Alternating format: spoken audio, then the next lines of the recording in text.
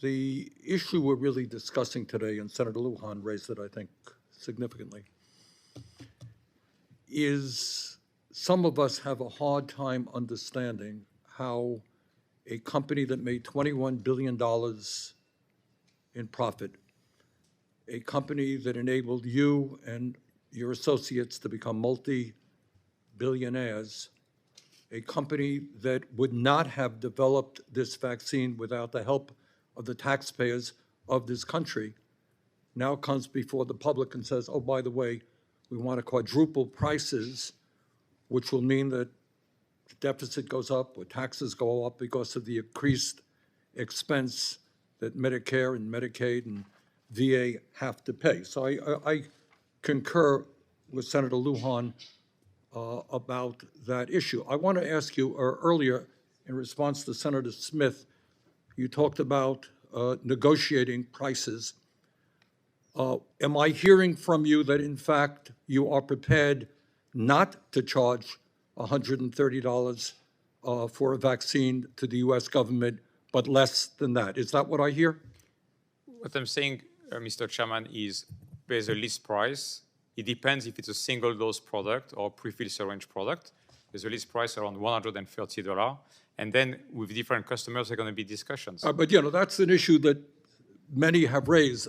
We have no transparency in pricing. It is a totally insane situation. Everybody pays a different price. The United States government helped you develop that vaccine. It is a huge consumer. Are you prepared to substantially charge less for the vaccine to the United States government and our agencies? Given the situation at hand, Mr. Chairman, we have no idea of the volume that we need this year. We have very increased complexity. Yeah, you have complexity, but you have money for stock buybacks by the billions, and you guys became billionaires. That doesn't seem too complex to me. Let me ask you this question, at least.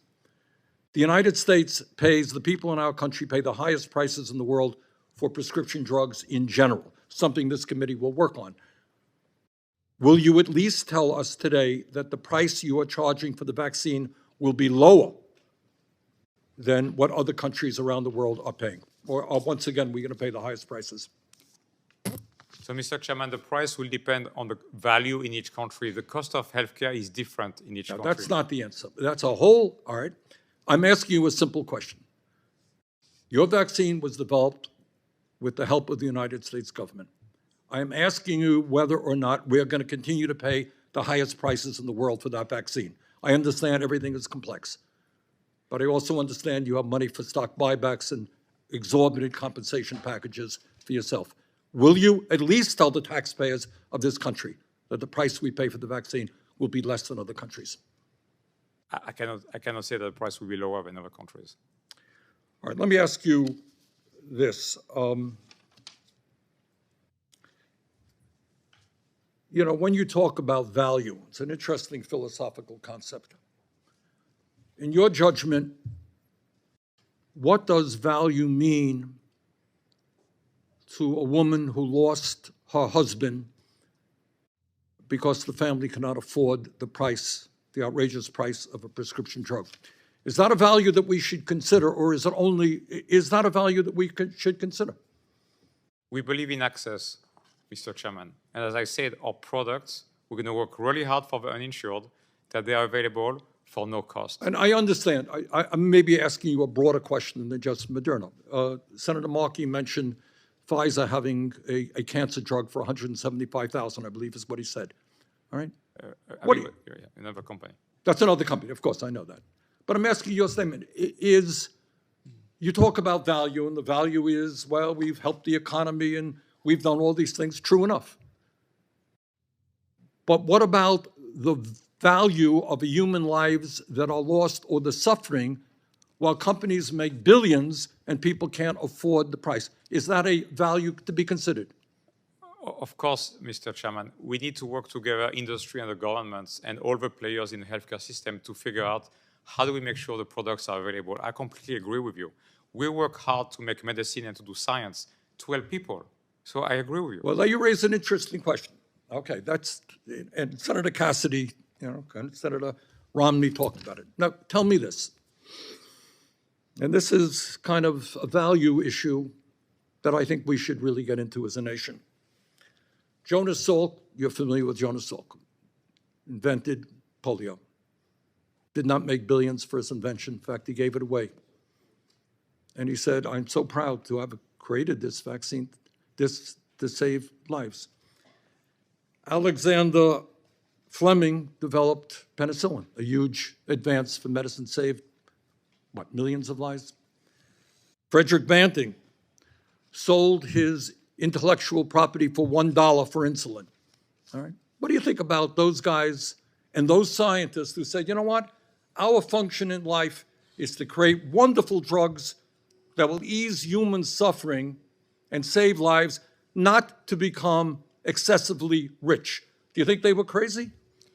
I think what they did was very noble. I think what we have to do is to invest in the technology. If we didn't have a technology when the pandemic happened, there would have been no Moderna vaccine, Mr. Chairman.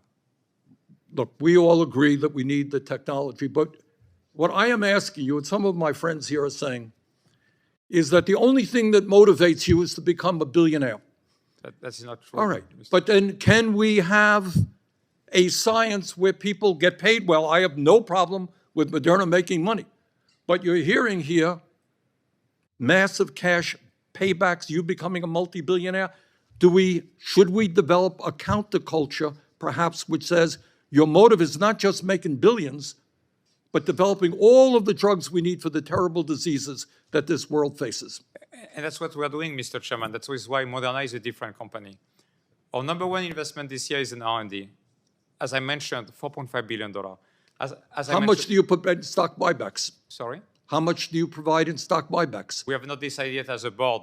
The number of a stock buyback that's still open is $2.8 billion, I think. Yeah. Our number one priority is R&D. If we could invest more in R&D, we would. The challenge we have is phase 3 studies takes time to happen, Mr. Chairman. Let me ask you this. And again, I'm directing it to you, but it really applies to the whole industry. If we were to say to you, if the government were to say to you, look, we're interested in cures in cancer, obviously, diabetes, all the other, Alzheimer's, all the other terrible illnesses we face. We are prepared to make sure that your company makes a good profit. Maybe you don't become a multi-billionaire, but you make a good profit.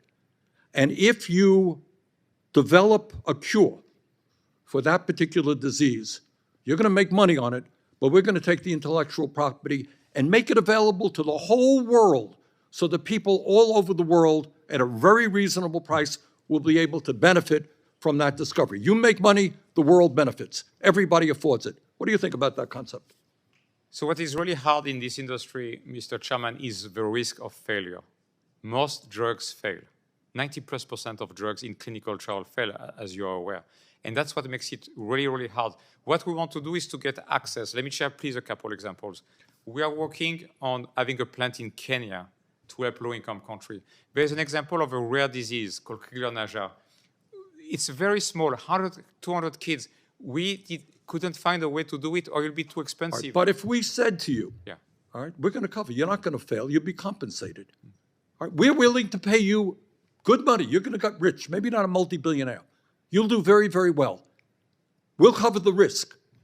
But if you succeed, that formulation is going to be available to people all over the world so that they can get that drug. We covered the risk. What do you think about that? I will have to look into the details, Mr. Chairman, because, again, the risk is I don't know how you manage the risk. I mean, are you suggesting in that thought process that the government will pay all of R&D of the entire industry? Yeah, exactly what I'm suggesting. Oh, okay. That's the deal. We're going to cover the R&D. You succeed. You're going to make profit, but the product goes all over to the world so that people can afford it. I think we'll have to understand the details to have an opinion. So Senator Markey made the point that I think millions of people appreciate. You can come up with all the great drugs in the world. We appreciate that. But if people can't access them, or they go broke, or they go bankrupt having to buy them, it doesn't mean anything to those people. And certainly, by the way, we're talking about America, the wealthiest country on earth. What about Africa and poor people around the world? Should they die because they cannot afford that prescription drug? Senator Cassidy. I will be very short.